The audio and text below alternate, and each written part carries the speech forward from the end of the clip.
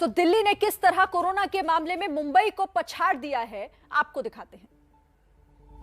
देखिए, दिल्ली में कोरोना का हाल। 24 घंटे में 22,751 मामले, वहीं मुंबई में 19,474 24 घंटे में केस सामने आए हैं। 24 घंटे में 17 मौतें दिल्ली में हुई हैं, तो 7 मौत 24 घंटे में मुंबई में हुई हैं। कोरोना का ये आंकड़ा, दिल्ली और मुंबई, कैसे मुंबई को पछाड़ दिया है दिल्ली ने, और ये आंकड़े दिल्ली में अब लगातार बढ़ रहे हैं।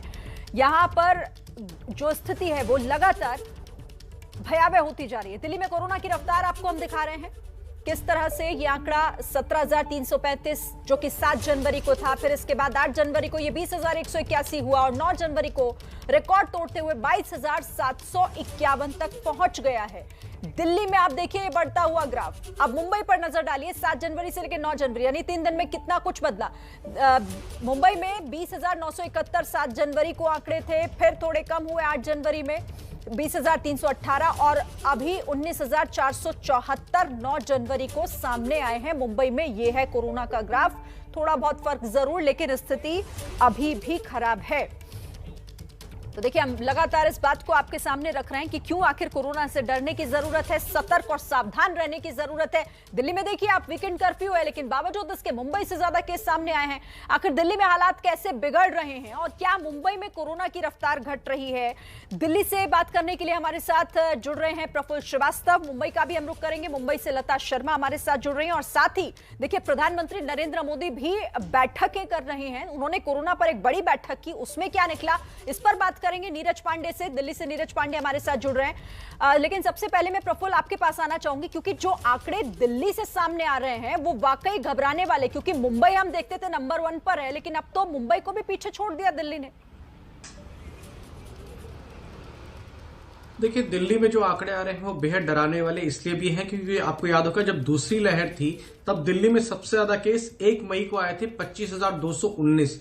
और आज अगर हम बात करें जब इस तरह का खतरा आ रहा है, तो मैं आपको बताऊं कि आज 7 मई के बाद पहली बार 22,000 के ज्यादा मामले आए हैं और ये मामले और बढ़ भी सकते हैं। मौतों की बात करें तो बहुत ज्यादा नंबर जो है बहुत तेजी से बढ़ा है। 6-8 ऐसे मौतें हो रही थी, लेकिन अब ये नंबर जो है 17 पहुंच गया है।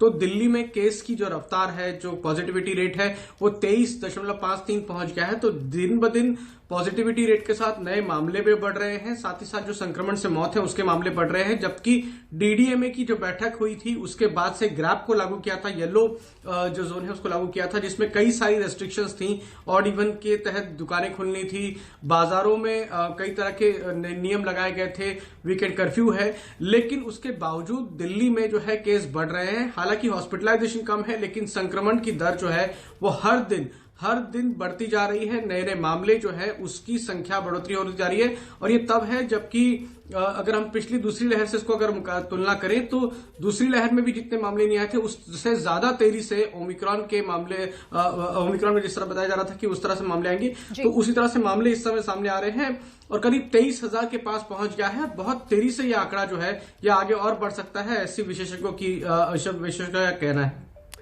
बिल्कुल, भले ही मुख्यमंत्री कह रहे हो घबराने की जरूरत नहीं, लेकिन आंकड़े तो कम से कम यही कह रहे हैं कि घबराने की जरूरत अभी है।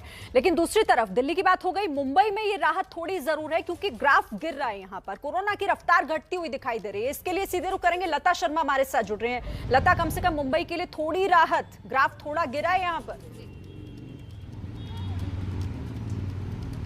जी, आज ग्राफ जरूर गिरा है, लेकिन शिरीन जी मैं आपको बताना चाहूंगी गुरुवार, शुक्रवार और शनिवार को 20,000 के पार कोरोना के मामले देखे गए थे, जो कि एक में ही अपने आप में ही एक रिकॉर्ड है।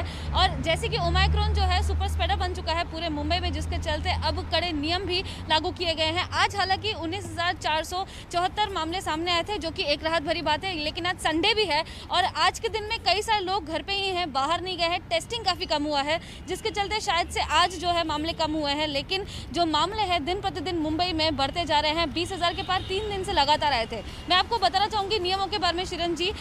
जो राज्य सरकार ने नियम लागू किए हैं नए, सुबह 5 बजे से रात के 11 बजे तक धारा 144 लागू की गई है। 5 से ज्यादा लोग एक जगह पे इकट्ठा नहीं हो सकते हैं। वहीं दूसरी और रात के 11 बजे से सुबह 5 बजे तक नाइट कर्फ्यू लागू किया गया है। लोग कहीं पर भी बाहर नहीं जा सकते हैं। वहीं 50% की क्षमता में जिम, सैलून, ब्यूटी पार्लर, उसके साथ थिएटर, सिनेमा घर, कई सारी ऐसी जगह है जहाँ पर सिर्फ 50% की क्षमता से ही लोग जा सकते हैं, क्योंकि मुंबई में जो कि शहर है, इतना बड़ा शहर है जिसमें इतने सारे लोग रहते हैं, यहाँ पर ओमाइक्रॉन जो है सुपर स्प्रेडर बन चुका है। 20,000 के पार यहाँ पे मामले 3 दिन लगातार दर्ज हुए थे।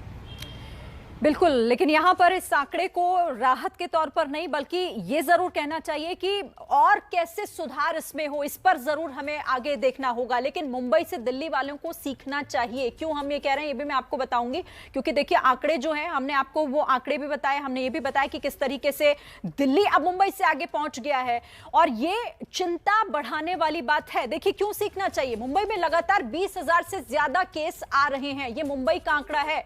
और बात मुंबई में अगर लॉकडाउन की कहें तो नौबत इतनी आ गई थी कि लॉकडाउन लगने की बात आ गई थी। मुंबई में 20,000 से ज्यादा मामले जिस तरीके से दर्ज किए जा रहे थे, मुंबई ने लॉकडाउन नहीं लगाया लेकिन पाबंदियां जरूर बढ़ाई, यानी सख्ती की। मुंबई की मेयर खुद गेटवे ऑफ इंडिया पर समझाने पहुंची थी लोगों को, लोगों के बीच जाकर उन्होंने ये बताया कि क्यों आखिर जागरूक होने की जरूरत है। दिल्ली में वीकेंड कर्फ्यू लगाया गया लेकिन बावजूद इसके देखिए केस बढ़ रहे हैं। अब तो मुंबई से आगे निकल गया दिल्ली और दिल्ली में लगातार मामले बढ़ते जा रहे हैं। वीकेंड कर्फ्यू लागू होने के बावजूद यहां पर केस में जो केसेस बढ़ रहे हैं उसमें रफ्तार ही देखी जा रही है और इसीलिए सतर्क होना होगा। दिल्ली वासियों को यह समझना होगा कि क्यों आखिर ये खतरा बढ़ा है।